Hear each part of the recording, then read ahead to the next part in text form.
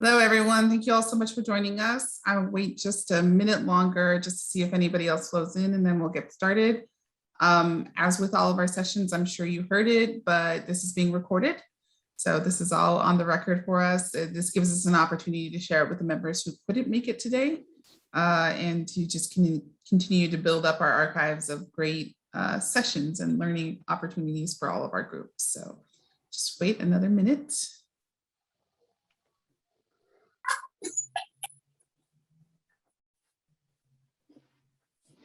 Looks like everybody's also muted, so that's nice. You didn't have to remind them all. I know we had a brief flicker, but then everybody was right on in. So appreciate that.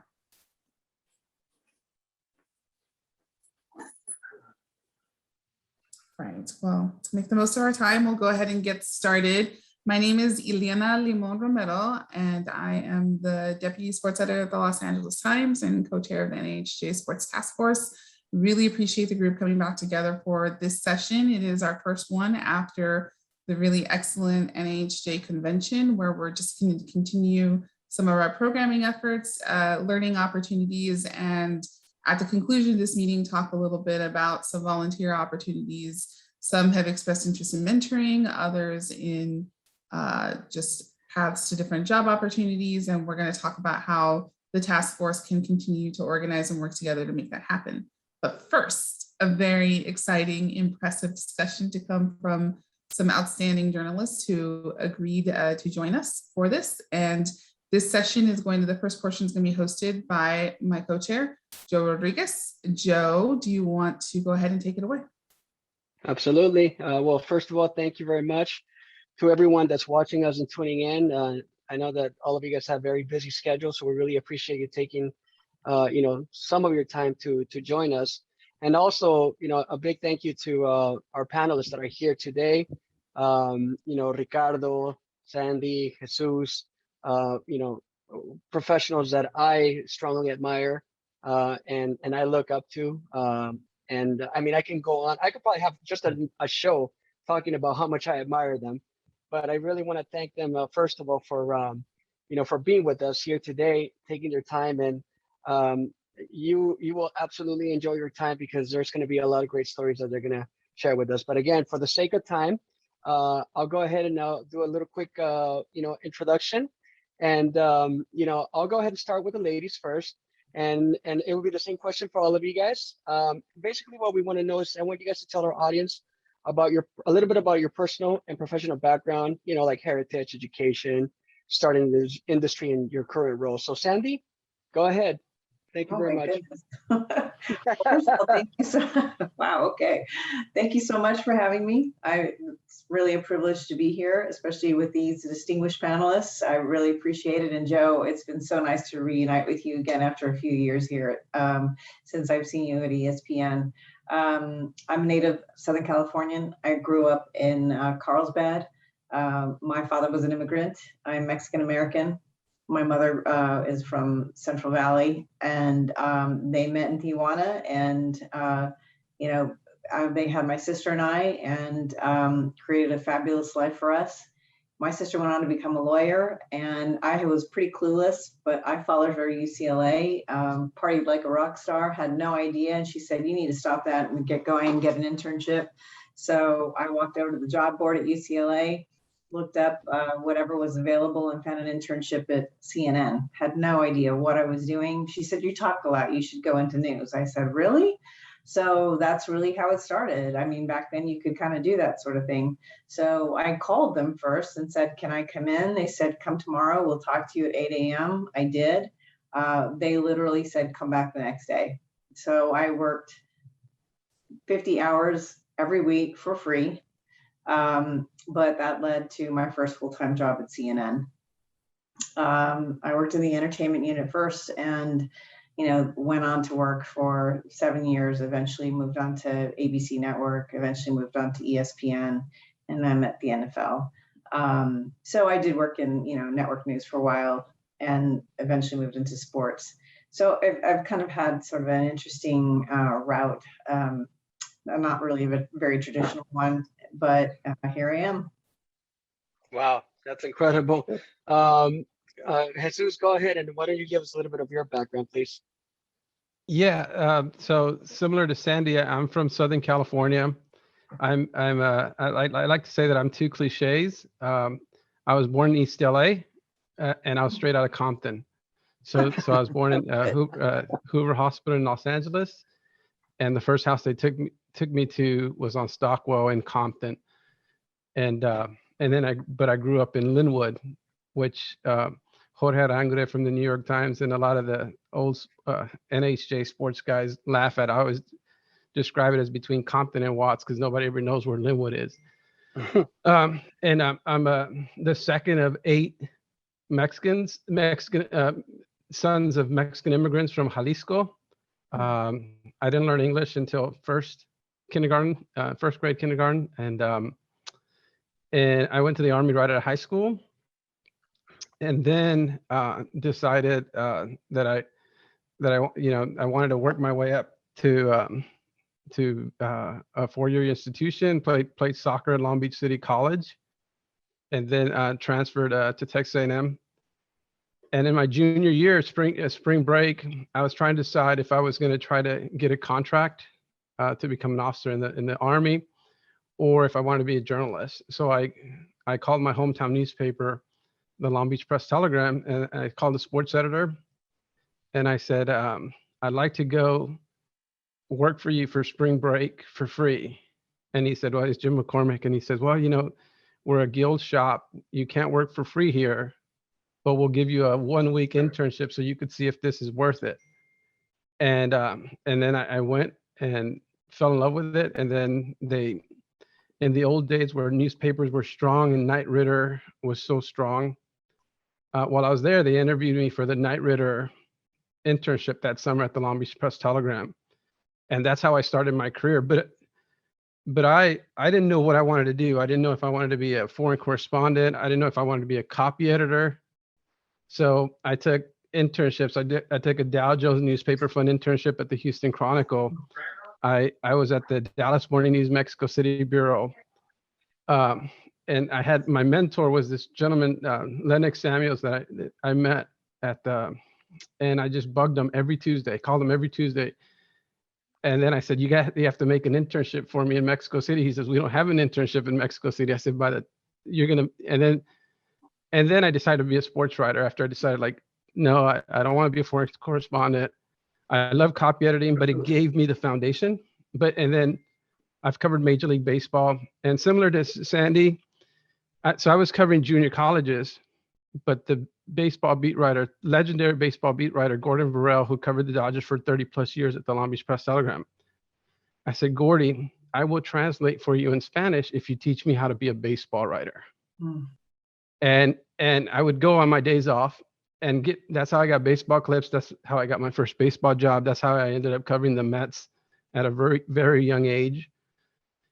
And that pretty much, and I've made my career mostly covering baseball, but I say baseball's my love, soccer's my passion. So at the Houston Chronicle, I would essentially cover soccer a lot on my free time. And so there you go. I've spoken way too much, but long story short, first Latino president of the National Baseball Writers Association of America. Nice. At one point at the St. Louis Post-Dispatch, one of only 2 Latinos as lead sports columnists at major American newspapers. So that's pretty much my whole resume right there. That's incredible. That's incredible. Ricardo, I know I've seen you on TV for a very long time, man. I don't want to talk about your age though, but let's not talk about age. I don't care. I don't mind. Okay, a little bit about me. I'm born and raised in Mexico. I went to school in Mexico in Tampico. When I was in high school, I started playing football, not soccer, football, American football. And then in college, I got a scholarship to play football also in Tampico, in La Universidad del Noreste, where I had my major in mass media communications. I finished college in 1984, and I moved to San Antonio, Texas. I was an illegal alien for like 3 or 4 years until I got my residency. At the beginning, of course, it was really hard. I was bussing tables, I was a waiter, I was delivering newspapers at night. And then I got a chance to study a master's degree. The San Antonio Light at that time, it doesn't exist anymore. But at that time, they gave opportunities to employees, to part-time employees and full-time employees to study in Incarnate Word College. So I took advantage of it and I studied a master's degree in television production. That was the thing that helped me to get into Univision in 1988.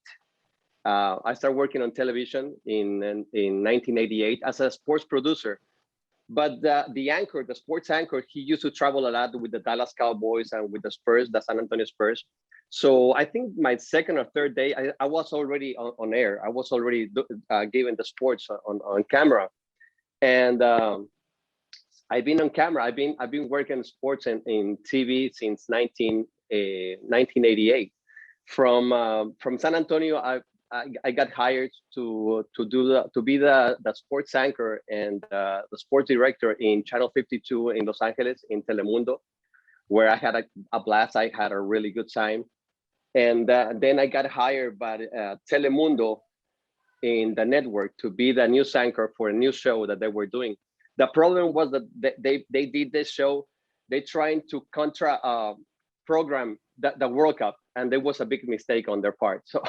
So the show only lasted for like 8 weeks and we got canceled. So from news, I got transferred to sports again. So from Telemundo, I went from Telemundo, I went to Univision. I spent almost 13 years working in Univision doing the Contacto Deportivo, which was the highest sports show they had, and Solo Boxeo. And Solo Boxeo was a show only for boxing.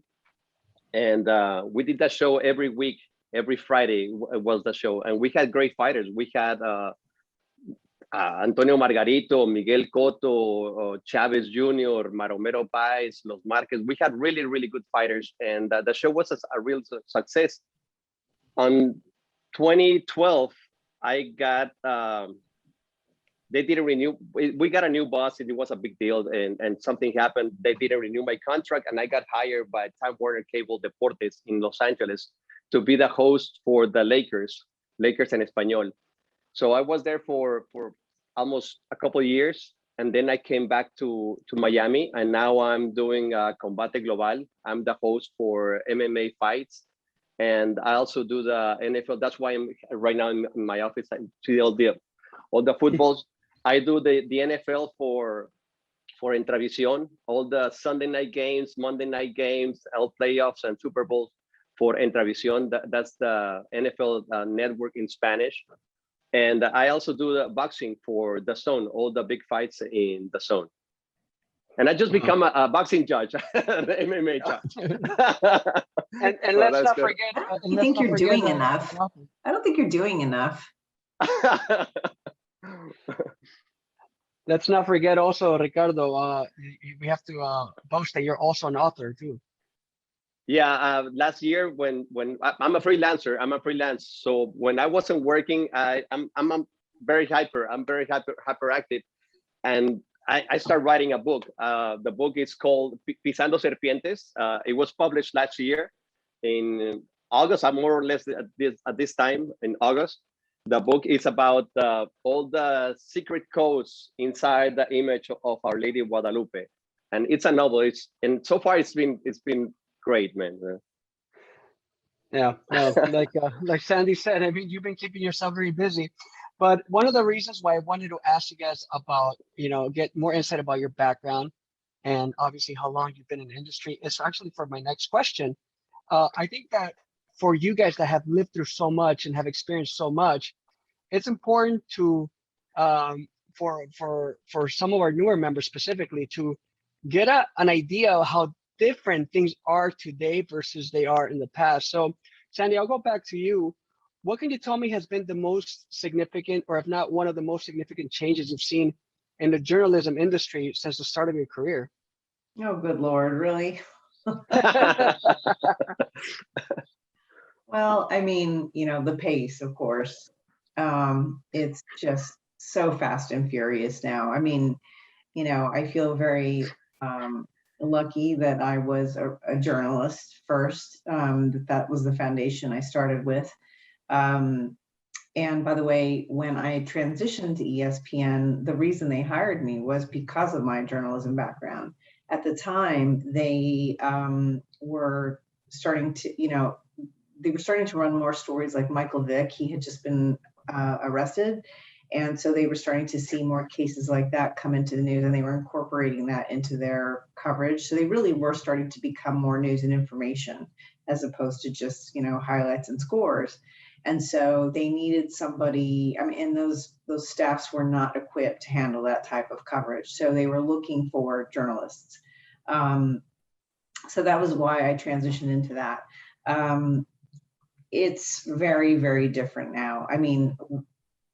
It's obviously with so many media outlets, you really don't even know who's a journalist and who's not, frankly. And it's a challenge.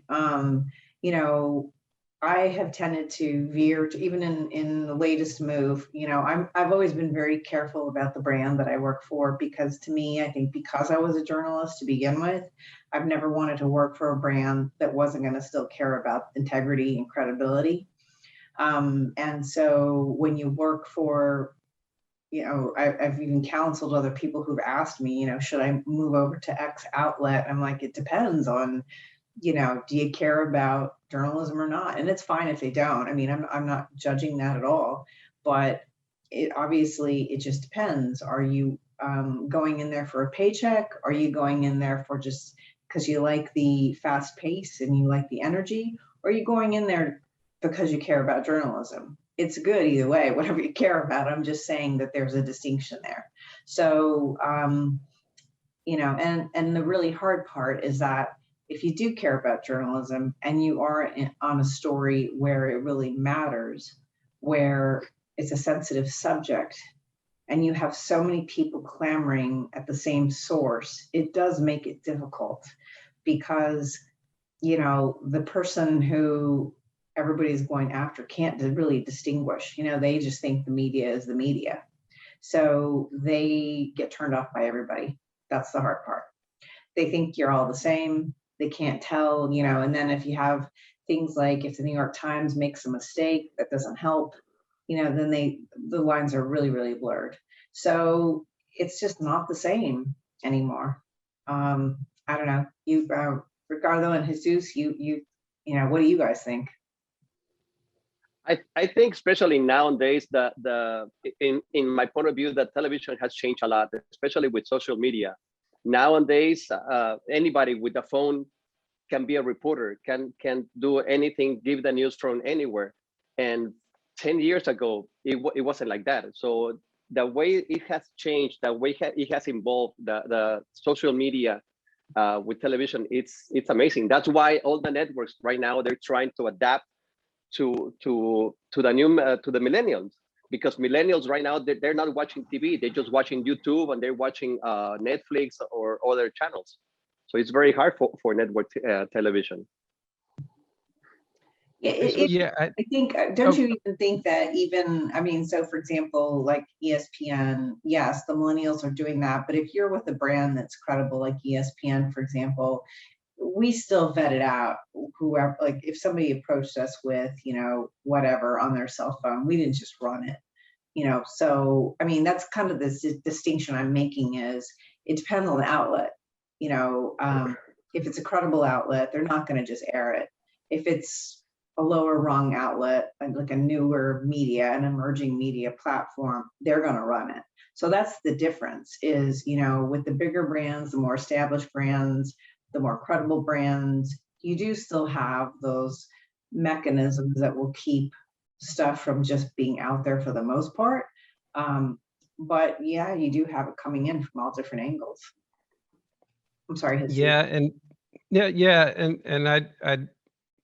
I think the biggest difference in that regard, and let's be clear, like the big organizations make this similar mistakes as the ones that aren't as established. But I think for young people, I feel bad, because when I entered, like at least the newspapers, we had Knight Ridder, we had all these companies, all these newspapers, they don't exist anymore. And we see where that trend is going.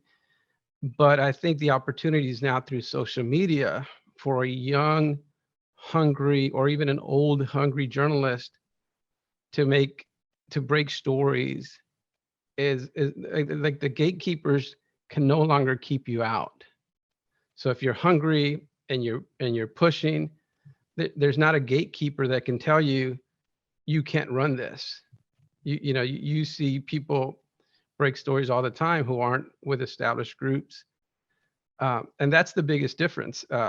When I started my career, Night Raider pretty much funded my first year, and I had my choice of 3 different Night Raider papers to go to, and it was cool to have different editors fight for it. And now like the old Met Pro at the LA Times, which I think still exists, but there aren't many programs like that anymore. But also we didn't have social media, and it's a lot more difficult now for legacy newspapers to sort of break stories compared to like the national outlets.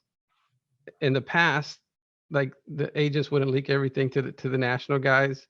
The beat writers had a chance. Now it's a little bit more difficult for the beat writers, but also like good journalism gets rewarded now as it got rewarded 20 years ago. And it's still the same thing, but the lack of outlets is the biggest difference for me.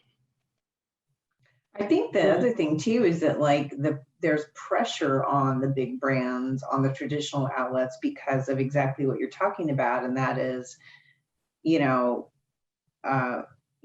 Joe Smith can just put it out there, and the New York Times, for example, wants time to vet it out, run it by editors, that kind of stuff. You don't have that kind of time anymore.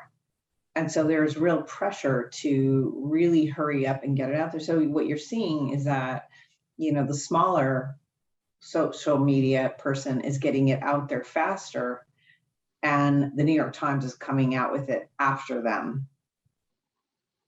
Right. And that's how also sometimes mistakes are made as well, right? Because there's a lot of people are becoming more about being first than being correct or being right.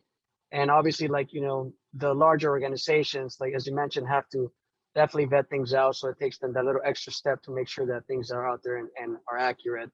But let me shift now into a different topic.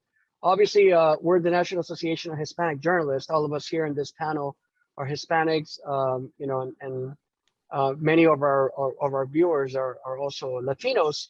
But I want to talk specifically about your guys' challenges in the newsroom that you have faced, if any, because of your background or heritage. Is there any story that you guys can share of any kind of challenges that you guys have had to overcome specifically because of your background? Oh yeah, Ricardo, big I see time. you smiling. I see you smiling. Go ahead, man. The thing is, it was with the NFL quarterback. It was a long time ago. I was a reporter here in Miami. It was during the Super Bowl. I don't remember what Super Bowl was here in Miami, and I tried to interview. I have to say the name. Well, no, I'm not gonna say the name. I want to. But yeah, no, it was okay. It was Dan Marino. Dan Marino. I tried to interview Dan Marino, and he was walking on the field on the Pro Player Stadium. The name was Pro Player Stadium. I know now that it's the Hard Rock Stadium, but at that time it was the Pro Player Stadium. And I asked him a question. He was one of he wasn't playing. He was already retired. He was one of the, how you call it, Sandy? And it was Mariscal, or yeah. He was Scout? Scout. He was representing the NFL. So I asked him with the Telemundo flag if he will give me an interview, and he looked at me in a way that it was like I felt so bad. He just ignored me completely, and then he turned to his publisher. It was a lady, his publicist, and he asked him, "Do I have to do interviews now in Spanish?" And I told him, "No, we're gonna do the interview in English." and he didn't acknowledge me. So he just was talking to his publicist, and she said, "Yeah, they're to Telemundo. They're national network. You have to give the interview in English." So when he turned around to give me the interview, I just said, "You know what? I don't want to do the interview anymore." So I just walked away. And but that was I felt the discrimination, and that's one of the many. Right? So disappointing. I've been, I'll share a little conversation I had with 2 Pulitzer Prize winners today, and it's Marcio Sanchez and Julio Cortez. Marcio Sanchez and I grew up together. He played soccer for my dad in Linwood, and Julio Cortez worked with me at the Houston Chronicle. And they brought up St. Louis, and I was a columnist in St. Louis, and I'd always worked at major cities like New York, LA, Houston, and then I didn't appreciate, like, I saw the numbers, I did my research, but I didn't appreciate just how much of an other I would feel in St. Louis. And Marcia was texting me, he goes, "Man, I remember just all the hate." And that was like, but that was just like, as a columnist, you get that, but it was just something different. And one day I just woke up and I told my wife, I'm like, I can't raise my children here. But that was more of a America in 2006, 2017, 2018, and people not being accustomed to seeing, in a city where Ferguson happened, where the races tend not to get along, they weren't ready for a Latino sports columnist, and just the hate and I've lived in Houston, I've traveled the whole world. And I've never felt like another until I was in St. Louis. But that was just part of the job. That wasn't it's just,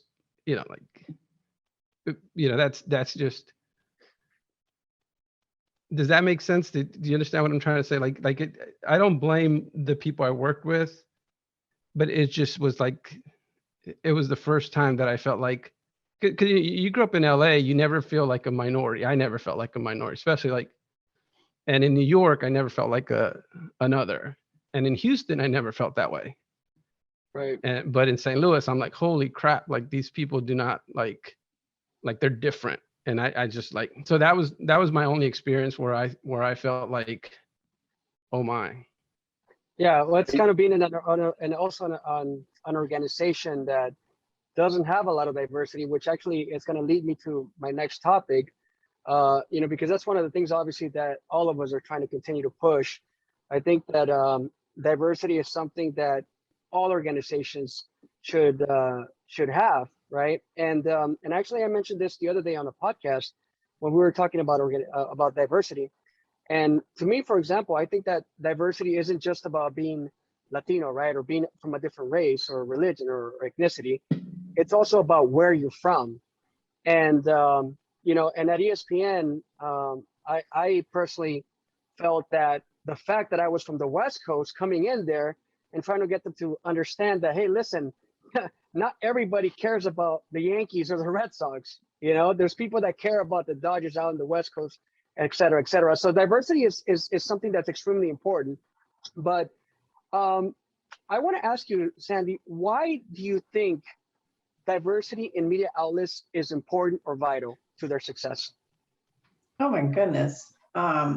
It is, I think it's really important to a business because I think if you don't have diversity in a business, you only have one-dimensional thinking. I mean, that's, think about it. I mean, when we were talking about SportsCenter, you're only going to have one perspective, one type of a lens producing that show. I know that in LA, for example, for those of you who don't know, I had oversight of the Los Angeles SportsCenter. I opened the Los Angeles ESPN office and had oversight of that show. And Joe is absolutely correct. We had really zero diversity in the Connecticut office. So when I opened the LA office, that was really kind of my mission. Was I was a hiring manager for a lot of the positions, and I made sure to create a diverse newsroom. And for many, many years, that show was the best sports center in the whole rundown of sports centers. And the reason for that was because that show had such a diverse rundown every single night. We had, and even in the show meetings, we would have people talking. Their stories weren't just coming out of the traditional areas; they were coming out of the Wall Street Journal. They were coming out of all over the places. And if you don't do that, you get left behind. You are not relevant. So that is why you have to be inclusive and diverse. And it isn't, it's as you say, it's not just diverse ethnicity, it's diversity of geography, diversity of thought. It's everything. Now, Jesus, I want to go back to you. But one of the things indeed that makes us different or diverse, at least than the average, white America. I want to ask you, what type of insight do you bring to the table for any newsroom or media organization that you've represented or currently represent? Can you talk to us about that?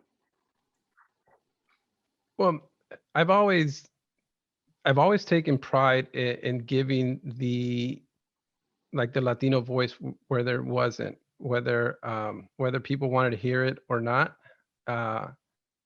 and fighting to tell stories, whether at the Press Telegram, I was just starting out and they were going to play the first Major League Baseball games outside of Canada and the US, and I went up to my editor. I said, "You really need to send me to this place." And it was when the Padres played the Mets in Monterrey, first regular season. And he's looking at me, and here's this guy on a Knight Ridder fellowship. He's like, "No, you really have to."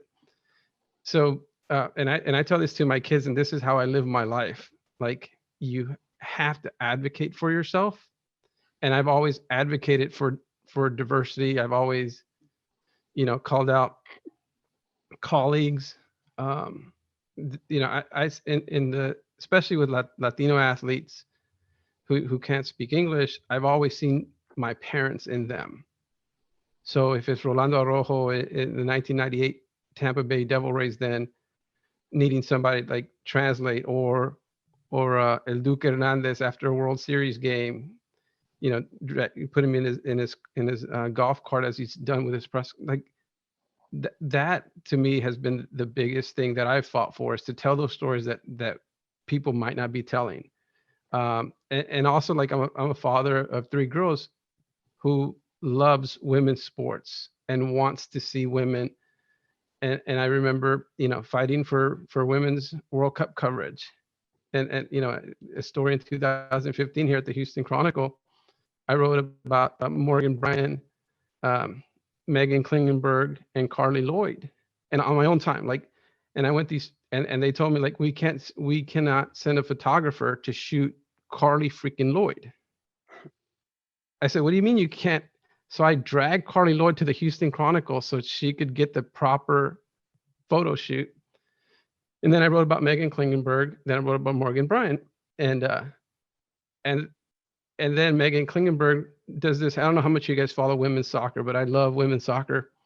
And Megan Klingenberg, the U.S. was about to lose to Sweden, and there was a goal was about to get in, and the shortest young lady had the biggest header. Megan Klingenberg, who's 5'1", and she was the story. And then my editor emails me. I'm in Chicago with the Astros. Carlos Correa is about to make his debut. And my editor says, "Hey, Jesus, did you ever write that Megan Klingenberg's piece?" And I said, "I sent it to you about 2 weeks ago." And the way I've advocated for diversity is doing the work when others wouldn't, and seeing and caring enough to do it.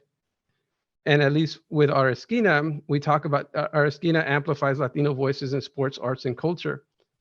And what we've made it a point is that we want to amplify all Latino culture. And I've taken pride, like just last week, we had a Puerto Rican UFC boxer. We had a Dana White, one-on-one with Dana White talking about Brandon Moreno, the first Mexican to, you know, and if you look at it, we had like Dominicans, Panamanians, like the whole week was really cool because we're so different. And for people to understand and appreciate our culture, we need to show that diversity. And the way I've fought for diversity is by fighting for the stories, but also sometimes fighting with my own colleagues when they don't, you know, there's a columnist here at the Houston Chronicle who mocked Carlos Gomez when I was in, on Cinco de Mayo of all days, when I was a columnist in St. Louis. And I remember calling him out and saying, you're mocking his English and perpetuating the stereotype of an ignorant Latino ball player. You need to apologize. And it became a big old thing. And it took about a week before the Houston Chronicle editor finally apologized. And this was 2016. And I always go on these rants and at the St. Louis Post-Dispatch, I'm not afraid to tell you, like I was always, you know, talking to the sports editor about the difference between pena and peña, and saying you cannot continually misspell Latino names. And we're at a point right now, we're to 2021, where half the newspapers, and I call the APSC to task all the time on Twitter, Ileana knows, like how in the hell do American newspapers continually misspell Latino names? Right. And so you know, when we're talking about diversity, it's about advocating for the stories, but also calling out injustices, because like I said, because and with the Carlos Gomez, when the then deputy managing editor of sports called me, he's like, hey, can you just back off a little bit? We're under a lot of pressure. And I said, listen, my parents couldn't speak, but I can, and I have the platform, and I can't let you guys do this, because as a kid, you remember, you know, the fear. And like my parents, I didn't know my dad spoke English until I was in college, because he never spoke it. But I remember just how difficult it was for them to learn and speak it. And so I'm sorry, somebody's somebody's but so there you go. So I just gave you a very long answer that was probably too long. Yeah.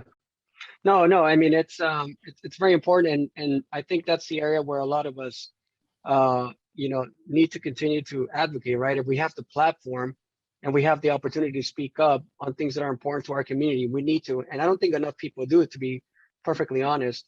I think that it takes a lot of courage and a lot of guts to be able to speak out, you know, and sometimes, like, you know, there's different reasons why some people don't.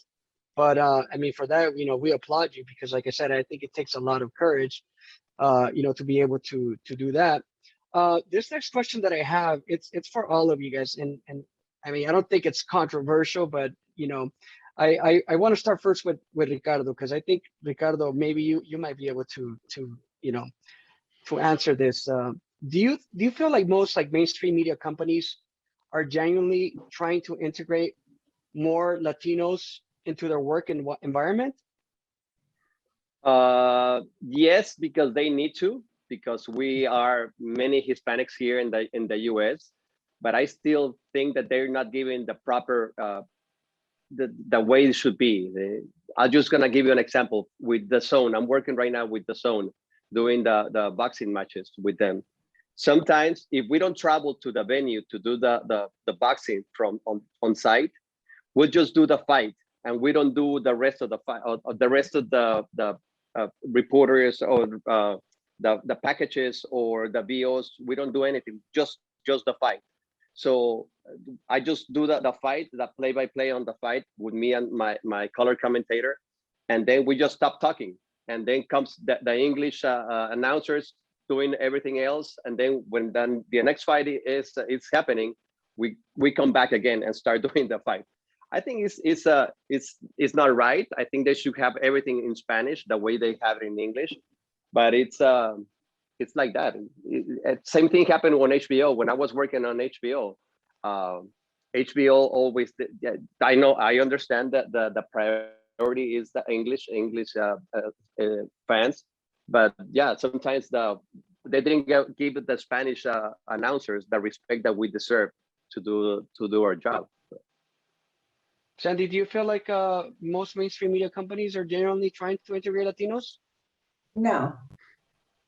I think that most mainstream companies get confused about where Latinos belong.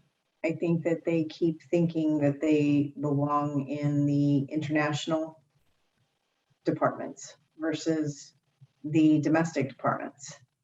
And I think that they, so for example, I think that when they think of diversity, I think they tend to lean more toward African Americans more than they do Hispanic. I don't know that it's conscious or intentional, but that just seems to be what they lean toward more. And I don't think that I don't know if they're looking hard enough for Latinos. I don't really understand where the disconnect is, but I do feel that a lot of the Latinos that they find somehow end up being more in the deportes realm. I just can't really quite explain it. And I think that for that to change, it's going to require, I mean, the NFL, for example, when I got there, they were floored. The rest of the staff, I was shocked to find out that I was the highest ranking Latino person, period, working there, with the media group. That surprised me. I mean, it shouldn't have, but it did. And so, so the ERG was thrilled. They're immediately going to march me out in front of whomever, because they finally have somebody. And it's going to take that, until you get more people in those decision-making positions, it just doesn't change. And I mean, what the management at ESPN is like. I mean, I think at ESPN, I was the highest ranking content creator there. So, and I left. So no. Right. It leads me to the next point, Jesus. What do you think the biggest obstacles Latinos are facing in sports journalism right now? Wow, that's a good question. I just think for the younger, so I'll tell you a little story. So, well, let me just answer the question. I just think opportunities. I worked at a few newspapers, and I have good friends who hire, and I saw who people were interviewing and who got this major job, and I emailed one of the assistant sports editors, hey, congratulations, you guys hired another white person. And then he's like, oh, well, we offered it to this person, and I tried to convince the person to take this job, and he chose a different job. But I said, how do you guys not find a person of color for a city that's pretty diverse? And then I started thinking, part of it is on the sports editor. Like, there aren't enough Latino sports editors of color who are out there, because you have to nurture, you have to identify, and you have to have a pipeline. Yep. And I look at my career backwards, in that, like, I found my mentor and I called him every Tuesday.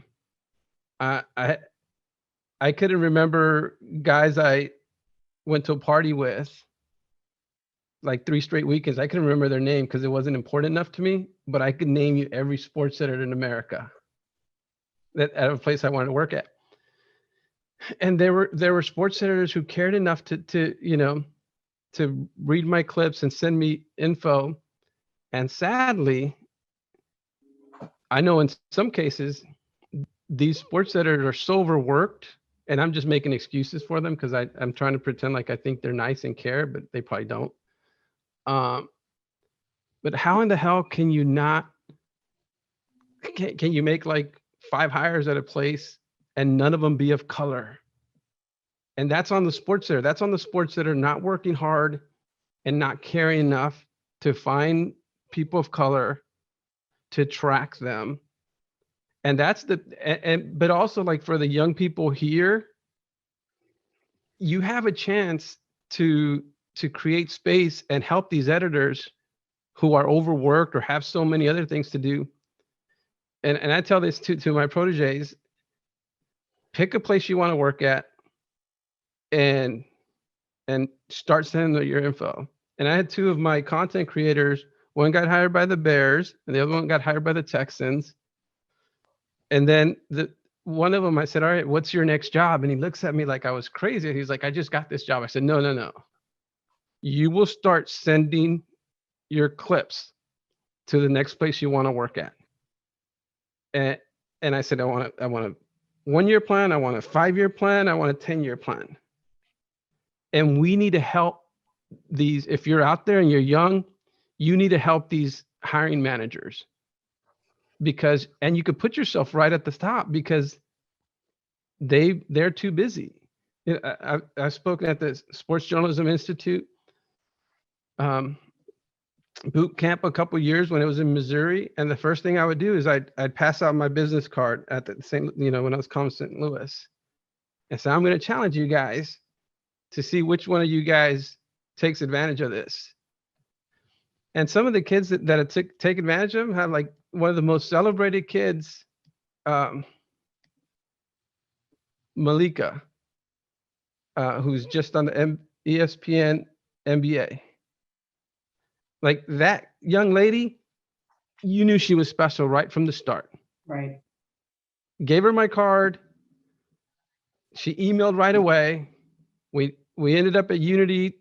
She made time to go talk. We were invited to special lunches. She was there. You could tell she was special. And Steve Gonzalez, the former photo editor at the Houston Chronicle and the Kansas City Star, the guy who nurtured these 2 Pulitzer Prize winners who I was talking to today, we were talking about the old conventions, Unity, NAHJ. And the kids who stand out are the kids who are everywhere. And God is my witness, I was at every Knight Ridder function. And I'm ghetto, man. Like, and like, used to eat with tortillas and stuff like that instead of forks. And I'm at these dinners at these very expensive restaurants at all these conventions, not knowing which fork to use. And I'm just sitting there. And then they ask me if I want wine. And I'm like, well, I don't like, do you like white wine or red wine? Well, hell, I don't know. I've never had wine. But the point of the matter is like to help diversity and to help these sports editors or these producers, send your stuff. People want to help. They don't have the time. The Houston Post closed, okay? And my first call that day, I'm at the Long Beach Press Telegram. And my first call is to Dan Cunningham, the Houston Chronicle sports editor. Dan, how does this affect my career? Okay, this is 5 years before he recruited me from the Newark Star Ledger Mets beat to the Houston Chronicle Astros beat, a job that I initially turned down. So imagine like, but you have to be working it. You have to let people know that you want the job. 5 years before they have it open, 2 years before they have it open. All right, so there's my rant and my. No, it's a great point. A lot of it, and actually Ricardo and I were just literally having this conversation before off camera about how we're the ones that have to sell ourselves, right? we're the ones that have to continue to push that, because at the end of the day, no one is our biggest cheerleaders than ourselves.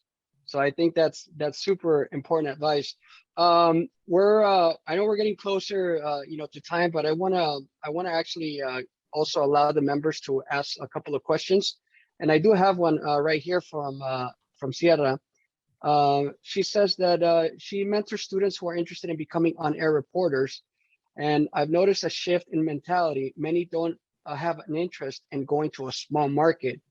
What advice would you give them?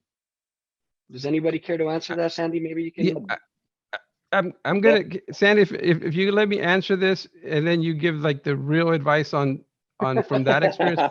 But what I want to tell everybody is you have to go where the jobs are.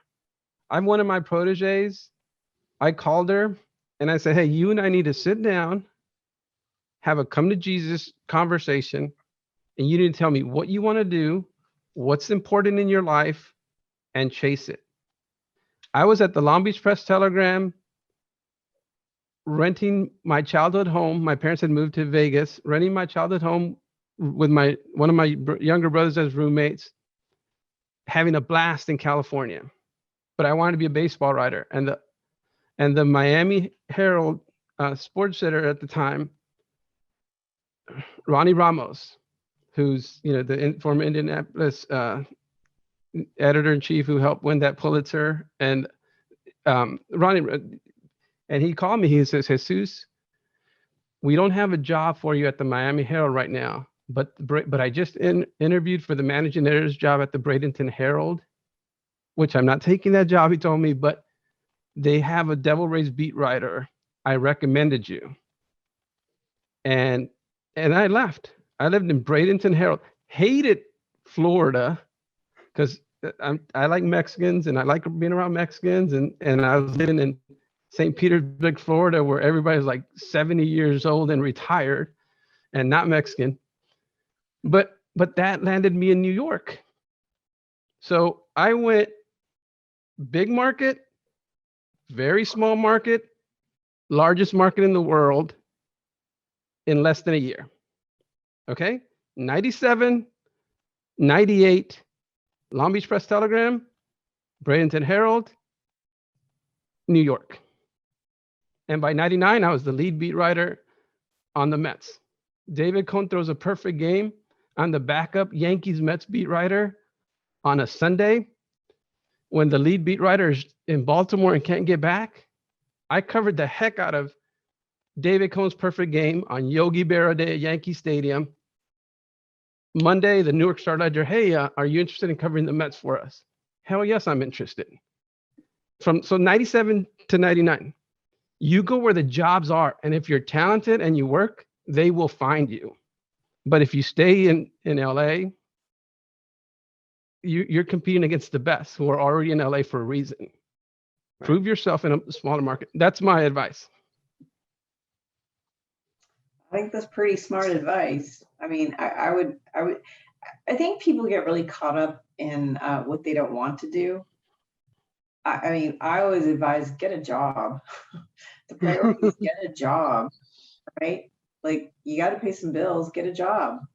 So, and it really aligns with what Jesus says, and that is get a job and match it to what you really want to do, meaning like, what areas you want to cover or where you want to live, or just align it with something like that. It may not be everything you want out the gate, but forget the whole small market, big market thing. Like just align it in other ways and the other stuff will come. Stop thinking about the stuff you don't want to do. Because if you're going to keep thinking about that, you're going to get stuck in that and you're never going to get what you want. Absolutely. I'll recommend that everybody, Joe, to pay their dues. You have to pay your dues. If you want to go to a big market, if you want to go to the network, first you need to start small. Eh? It's not that everybody's gorgeous as like Sofia Vergara, that she goes straight to a national show. It's very hard. You have to pay your dues. Start small, then grow from there. You need to grow knowing what you're doing. Eh? It's very hard to go straight to the national network and work straight up. Right. It's competitive, and- right? I mean, and- Ricardo, it's so competitive. Like, I think people seem to think that just because they look good on air, that's it. No, No, like, you need to know your job. Do you know the sport? Do you even know anything about, like, what do you know about production? Do you even know anything? So there needs to be some depth behind this appearance on Yeah. camera, particularly, by the way, for females. If you do Right. not know, like, the sport you're talking about, good luck, because people will know Right. that in a heartbeat. Right, but unfortunately, Sandy, on Hispanic TV, it's not exactly how much you know or how good you are on camera. It's who you know on top. Okay? If you know somebody on top, if you know somebody that's worked on management, most likely you're gonna be on air. So Right. unfortunately, on Hispanic TV, it's like that. Okay? But for domestic, if it's somebody on domestic, and I say this because there are a lot of young ladies who think the sideline reporting thing is, the way to go. All these very, very young women want to get on the air, on sideline, and a lot of them kind of look the same. They think that's the path to becoming, the next Susie Colbert or Lisa Salters or whatever. What I'm finding is that a lot of them don't know the game very well. And, you can tell right away. They are not credible. And so point is, you just really have to know what you're talking about, unless it's, as you say, Spanish television, and that's a different ballgame. And to be honest, and I tell this story all the time. So I'm a soccer guy. Like my going away page at the press telegram was like my face on a soccer ball. Ortiz to cover baseball, isn't he a soccer guy? And in Bradenton, so I want to be a baseball writer because I love baseball, and I didn't want to cover soccer at first because there weren't jobs. Like you had to, if you wanted to cover soccer, you had to cover 4 or 5 different things. So I wanted to make my name as a baseball writer at first, and I didn't know baseball very well. I didn't know a curveball from a slider. And Rick Williams, the pitching coach, Larry Rothschild, the manager, I would go to them and say, hey, this is what I think I saw. Can you help me? And like, I was single. I was married to my job. And I learned how to cover baseball. I learned the sport. And suddenly, 2005, Roy Oswalt's in trouble, game 6 of the National League Championship Series.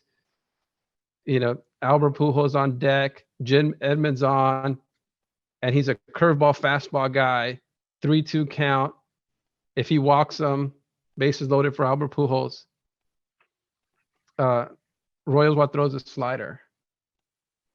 And afterwards, I was the only guy who wrote this. Roy Oswalt threw a slider, a pitch he never throws. But if you pay your dues and you go to a smaller place, they'll help you because there are fewer people there, and you could grow and you could learn. And like I said, like a year later, I'm covering a perfect game at Yankee Stadium, which at the time was only the 15th perfect game in baseball history. Right. On Yogi Berra Day, Don Larson throws out the ceremony first pitch. The only guy to throw a perfect game. Like a year ago, I didn't know that. But when I got to New York, I read all the Yankee history I could learn. I read all the Mets history I could learn. The Houston, same thing. You have to do your homework, as Sandy said, because a lot of people want these jobs. And then, and I still remember there's some guys that have really done well for their career, but early on when they're proteges, they tell me like, hey, I want to cover baseball and I'm ready. I said, okay, well, what do you know about baseball? Well, I know Spanish. I'm like, well, first of all, if you're going to work for an American newspaper, you have to learn how to write in English on deadline. And second of all, do you know baseball? And a lot of people, and we might get this later, but I wanted to make this point as well, that one thing that we really need to do is we really need to encourage young people to get as many internships as possible, because what I find is that you get people who are seniors or graduated from college and they're like, Jesus, can you help me get a job? I'm like, all right, well, send me some clips. Well, I don't have that many clips. Okay, tell me about your internships. Oh, well, I'm looking for an internship now. If you already graduated and you're trying to get an internship, you know, like I said, like I had like the Dow Jones newspaper for an internship, Press Telegram internship. I had 3 internships before I started my career. And I, you know, my kid's not even like, she's barely a senior in high school, and she's already had 3 internships, you know, like with a major state senator, with, you know, she's gonna have a newspaper internship, and she doesn't know what she wants to do in life. Like she might study public affairs, but we've told her, like, start building. And one of my business partners says, network turns to net worth. Network, Absolutely. meet people. That becomes money. Yep, that's very well said. Guys, I mean, it's crazy how when you're having these incredible conversations, time just flies, and like always, right? Like we never have enough time. This panel could literally talk for hours and hours because just of the volume of experience that you guys have. But before we wrap things up, I wanted you guys to, you know, I guess in your clearest way and very straightforward manner, give us, our audience here, and just anybody that's listening and is going to get a chance to watch this, give them the best advice, you know, for them to grow their career. What would that be? It doesn't have to be something crazy, but like I said, just something straightforward. ¿Quién empieza? Sandy, you want to start? Sure. Well, honestly, I think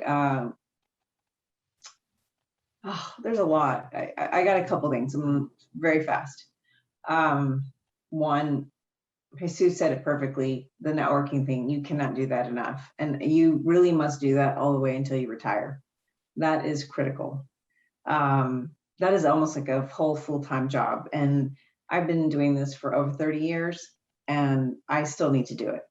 So that's number one, because that's going to be the source of your next jobs, your future jobs. Number two, continue to interview. I mean, an executive recruiter actually told me, and I think she's correct, it's one that I really respect. She herself interviews at least once a year. That's the best way to keep fresh on your skills, to learn what the job market is, like what the conditions of the job market are, kind of just what's out there. And it just sort of tells you what your standing is. So I'd recommend that. And also it keeps you fresh. You know, when I went to go interview for the NFL, I made the mistake of not doing that. I hadn't interviewed for a job in 15 years. I will never make that mistake again, because when I went to go prepare for this, it was a nightmare.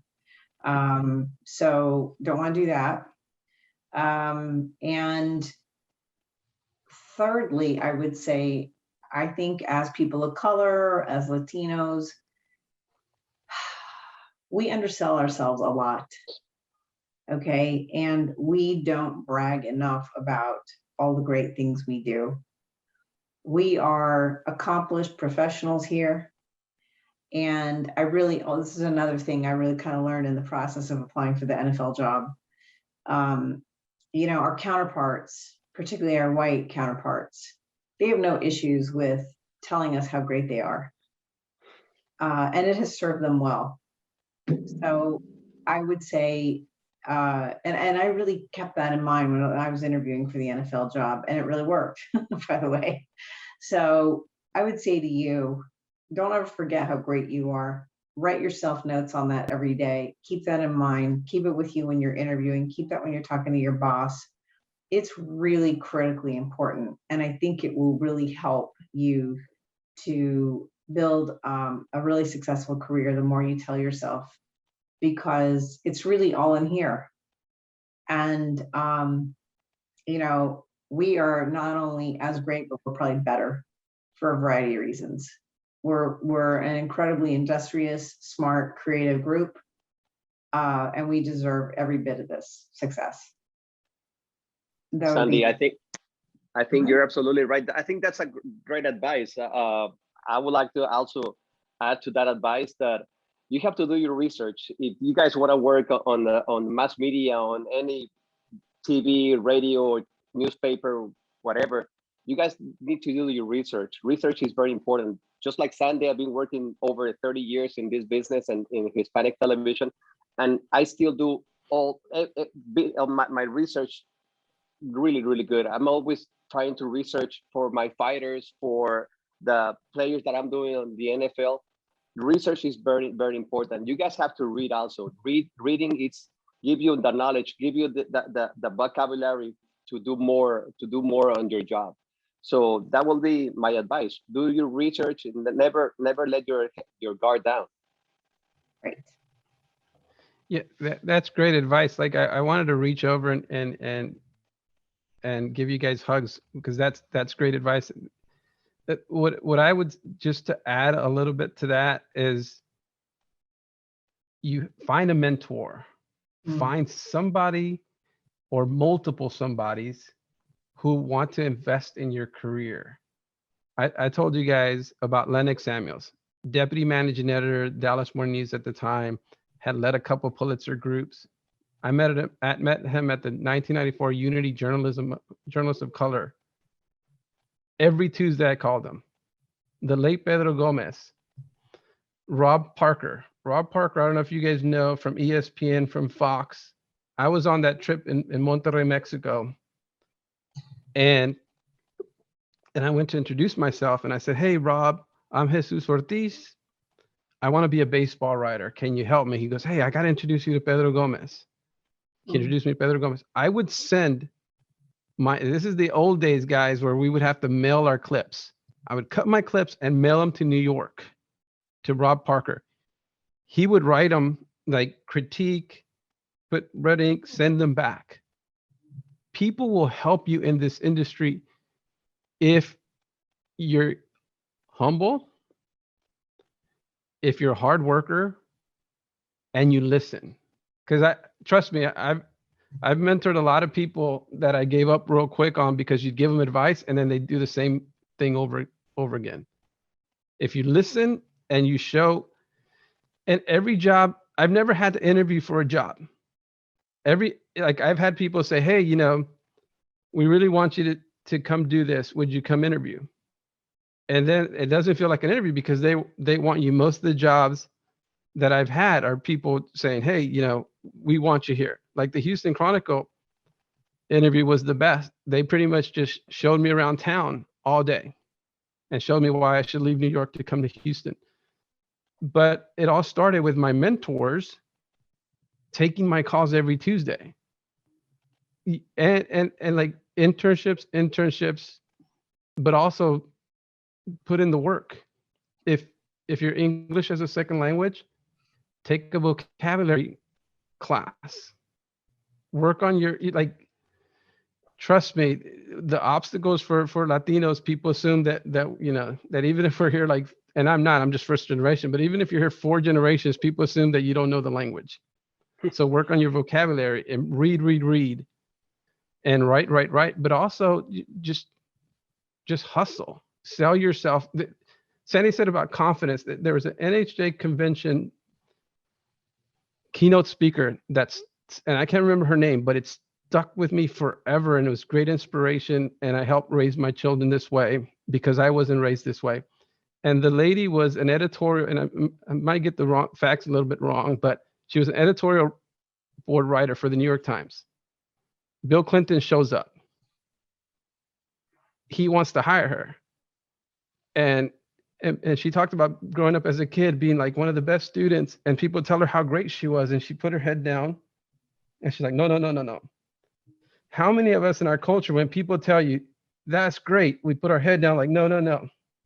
Whereas white people, they're like, yeah. Like my dad would always tell us, be humble.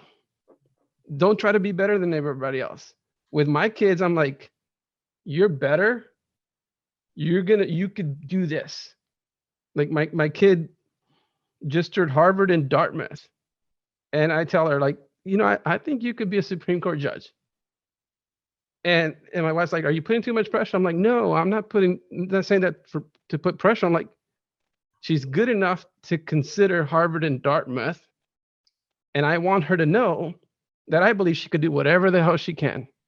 And when people compliment you, say thank you and own it. Because too many of us, we get complimented. We're like, oh, no, I don't. And I remember that lady talk about how Bill Clinton wants her to be a speechwriter. Hell yeah, I'm a badass. I'm gonna write speeches for the president of the United States. Right.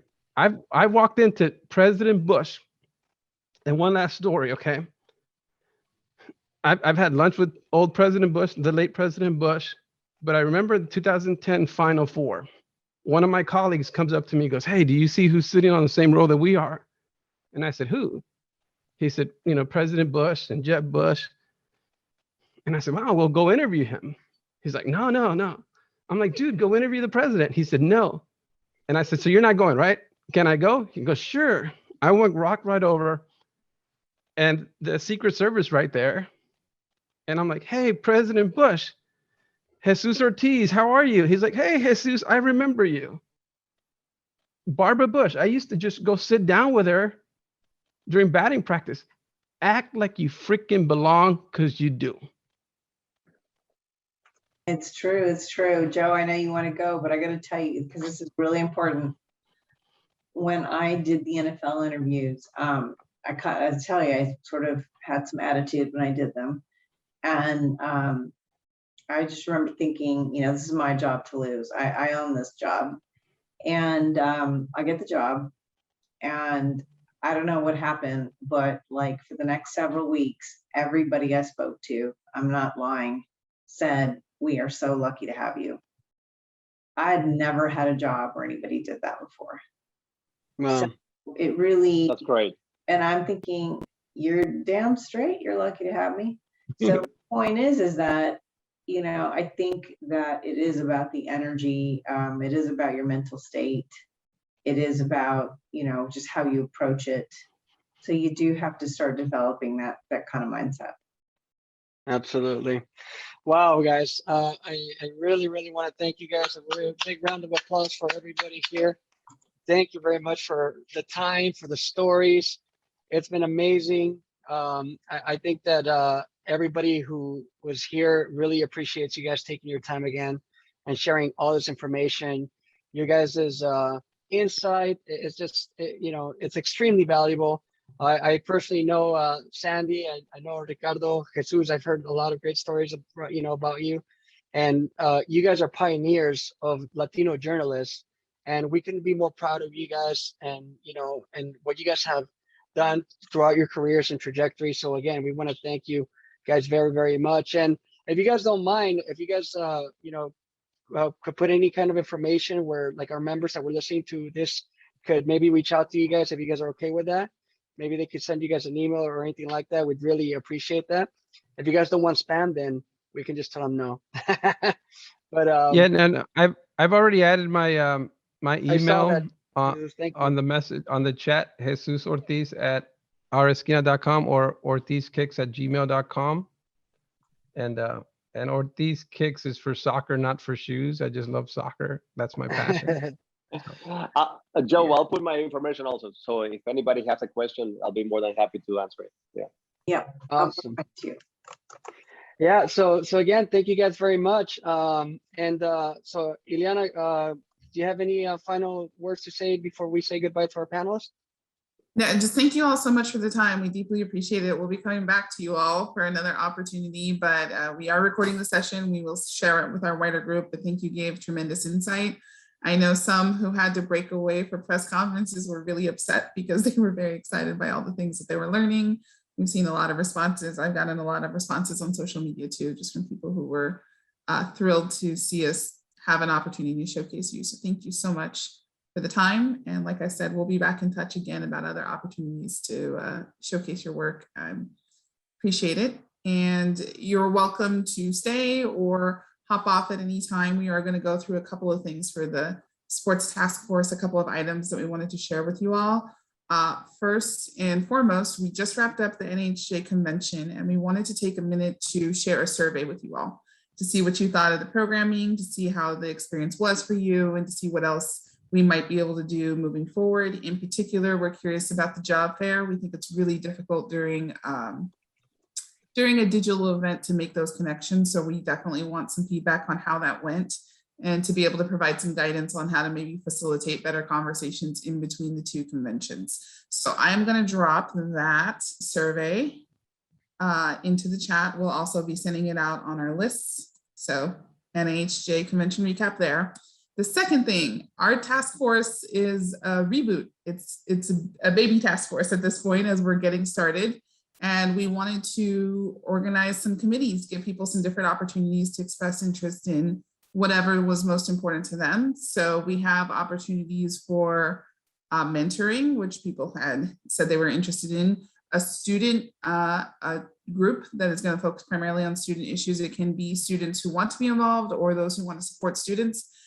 We have a look at advocacy, sort of holding groups accountable. So we have an opportunity there. We also have a scholarship group that hopefully will be involved in helping us get to be able to give some scholarships eventually as part of this group. And finally, we were looking at programming. If you like this talk, we think that's great, but we also would like to not be the only ones kind of coming up with some of the ideas behind some of the talks that you all get to hear. This is a chance for people to get involved and to share with us like, hey, I'd like to see this speaker, this is a topic that I keep hearing about, or this is really important and relevant to me. And then looking down the road, this group will also help us put together the programming for the next convention.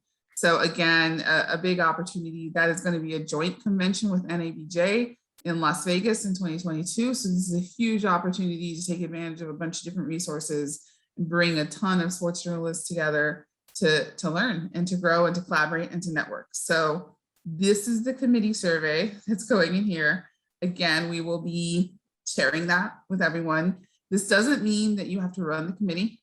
This doesn't mean that you have to do everything all the time, that you're constantly meeting and that we're going to bombard you with information. We're just trying to get a sense of what people are interested in so that we can sort of give you more information, set up invitations for people to come together, attend these different groups, and kind of get us more involved and kind of distribute opportunities for everyone to get more out of the task force experience. As much as today was awesome, which it was, as fantastic as it was to learn from this particular panel, we want to keep giving you opportunities to be involved and get the very most out of the task force going forward. So again, it doesn't necessarily mean that you have to lead this. Yes, I will drop into WhatsApp so that we have them. We're also going to email them out and do everything else with them so that everybody can see them all over the place. But in general, this like get a little bit more organized and get people involved. Joe, is anything you want to say about either of those? No, I just want to echo what you said, but essentially, I think what I want to make sure people understand is that we really need all the help we can get. That's just the bottom line. Ileana, I mean, I don't think there's enough hours in the week for us to accomplish everything that we want. And I think that if you're passionate about this and you're like us, you want to help us, just increase that diversity in sports journalism and help grow the sports task force. I think it's super important for you guys to step up to the plate. At the end of the day, we want people to be involved who want to be involved, right? Like, all of us are adults and working professionals. So, just understand that if you do join, there is going to be work, right? There's going to be, days that are going to be probably a little bit extra longer because of the amount of work that needs to be put. But I think also the return is that it's going to allow all of us to grow, and it's going to give us the opportunity to help the future generations and upcoming generations a much easier time than a lot of us did in breaking into the sports industry. So that's essentially the one thing that I just wanted to point out there. And then going back to what you mentioned about the other survey for the conference, that's also super important to us because if you guys don't speak, then we don't know what's going on. That's just the bottom line. In order for us to improve and get better at doing these things, we need to know what was done right. We need to know what we did wrong, what we could improve, what we could change. And I think that's why feedback is extremely important. So the more participation we get, the better we're going to get. That's just the bottom line, because it's all about making sure, what are the key components or key things that we need to address. And you guys are going to be the ones that are going to provide that information. And it's fundamental to our success. So.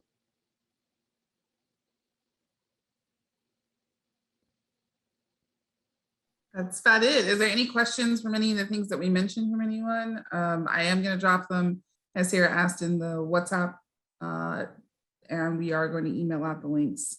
But anything else, any other thoughts or anything else that y'all needed while you have us? It's a good, actually, yeah, because we have about like another 8 minutes or so left. So if you guys have any questions right now about anything that was discussed today, about the committees, about the questionnaires, right now is a good opportunity. Anything left from the chat session too, anything that y'all need, happy to answer. I think we got some really great feedback on the questions that did come through. So yes, thank you, Ed. The surveys are very short and take no time at all. We tried to make them really quick and we kept them separate so they wouldn't get bogged down. And just like I said, trying to assess stuff. It's really multiple choice. So nothing too crazy, except for one last question at the end of the convention one that lets you kind of fill in longer form what you were hoping for. If there was anything that was like disappointing or difficult. I do think that the job fair was a little bit challenging as it was structured. So if there's things that we hear, maybe we can help get you access to people again. We do have access to the NAHJ list of people who participated, and maybe we can follow up and help you with those conversations, but only if we know how it went and only if we know what your experiences were like. So that part is really important for us in order to get that feedback and guidance. I think that's about it. Well, let's see. Mentoring committee, that's a good question. Is it for people who want to mentor, people who are looking for one, or both? It's for all. So you can be looking for a mentor, you can want to mentor, or you can want to just help us organize the mentoring, all of which needs to happen in order for a mentor program to take off. We need to basically find out the committee. I think their structure is going to need to be, hey, do our members want mentors? B, do we have people who want to be mentors? Do we need to recruit some more mentors to match everybody up? And then see like how we've decided to do it. Now, how do we kind of formally set it up and structure it so that it's a good, positive experience? It's not just a quick, short thing, that it's something that we decide like, hey, we want to do an introductory session, see if they click, and then they can take off and be mentors, or are we going to do a more kind of aggressive evaluating? This committee could potentially decide, no, we want it to be more than just kind of 15 minutes, but if you're going to do something like that, then it has to be, we're going to interview people who apply for mentors, and we're going to interview the mentors and make sure they're into it, that they're down for the time committed. Exactly how we heard during our session, like mentors drop mentees who aren't willing to take feedback or who aren't really like into it, like I said. So there's a couple of different ways it can be structured. There's a couple of different things we can do. So we need some folks who are interested in that to help us build a strong foundation. So you can sign up if you're interested in being mentored, mentoring, or the all important figuring out how to make this a really good, healthy mentor program. So yeah, the other quick thing I wanted to point out is to remind everybody is that there's really no sense of like priority. I think every single one of these committees are important, but as far as probably picking up traction, the event one is probably, I would say, the one that is going to be more immediate, because one of the things that Eliana and I were discussing, and we've said this multiple times, is that we want to make sure that we continue to have these events. And the events are extremely important, but again, they also take up a lot of time, right? They take up a lot of time to organize, to come up with just even the idea alone. So, for those of you guys that are interested in that specific committee, know that that's probably one area where we're going to get the ball rolling right away, and you'll probably end up like, being involved pretty immediately. But as far as like order of importance, I think they're all important. Just I wanted to point that out for events. Am I fair or correct in saying that, Eliana? Absolutely. Totally fair. Okay. That's good. Well, thank you everybody for coming and for hanging in for the OT business after the really good session. now the work parts. We really appreciate it. Everything has gone, super for this group.